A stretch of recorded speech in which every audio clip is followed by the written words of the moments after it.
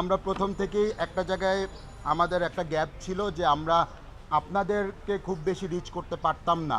আমরা যারা স্বতন্ত্র তাদের জন্য তেমন কোনো আপনারা কোনো নিউজ আমরা তেমনভাবে দেখি নাই, কিছু দুই একজন বাদে।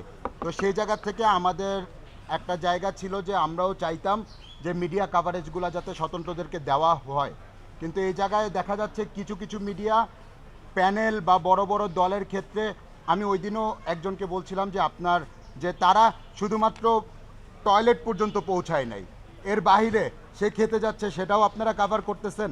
তারা যা যা করতেছে টোটাল বিষয়টা কাভার হচ্ছে, বাট আমরা যারা স্বতন্ত্রভাবে এখানে প্রতিদ্বন্দ্বিতা করতে আসছি আমাদের তেমন কোনো কাভারেজ আমরা পাই নাই এতদিন পর্যন্ত। আজকে আপনারা আসাতে আপনাদেরকে ধন্যবাদ জানাচ্ছি। আর দ্বিতীয়ত ভাই যেটা বললো যে আমাদের ভোট কেন্দ্রের যে সমস্যা, সেই ভোট কেন্দ্রের সমস্যার জায়গা থেকে এটা আমরা বারবার, আমি নিজেও চিফ রিটার্নিং অফিসার জসিম স্যারের সাথে বারবার কথা বলেছি, স্যারের সাথে বারবার এটাই বোঝানোর চেষ্টা করলাম যে স্যার আমাদের তো সাধারণ শিক্ষার্থীদেরকে ভোট কেন্দ্রে আনার ব্যবস্থা করতে হবে। তো উনি আমাদেরকে বারবার নিশ্চয়তা দিয়েছে যে আমরা এটা করব, আমরা ভোট কেন্দ্র বাড়াবো। তো প্রথমে কম ছিল, পরবর্তীতে আরও 2টা ভোট কেন্দ্র বাড়ানো হলো, তারপরেও সেটা অপ্রতুল।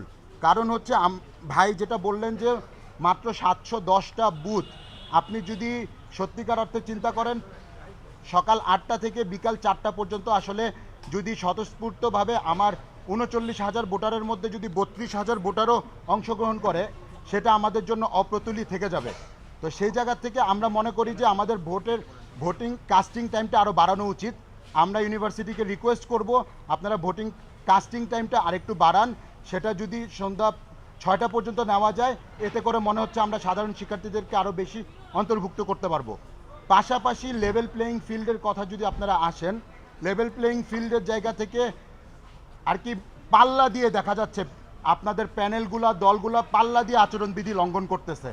আমরা বিভিন্ন অভিযোগ বারবার দেখতেছি যাচ্ছে, কিন্তু সেটার আলোকে কোনো ধরনের ব্যবস্থা প্রশাসন নিতে পারতেছে না।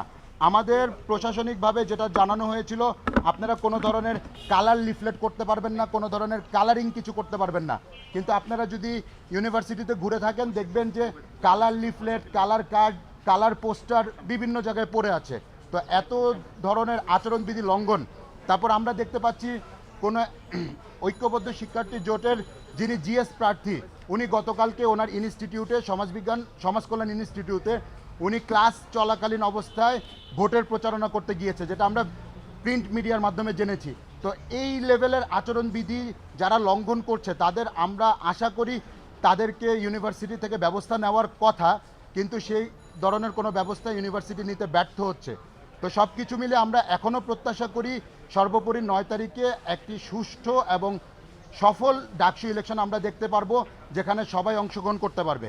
এই বলে আমি আমার বক্তব্য শেষ করছি। পাশে আমাদের ভিপি আবু তৈয়ব ভাই আছেন, উনি এখন ওনার কথা বলবেন।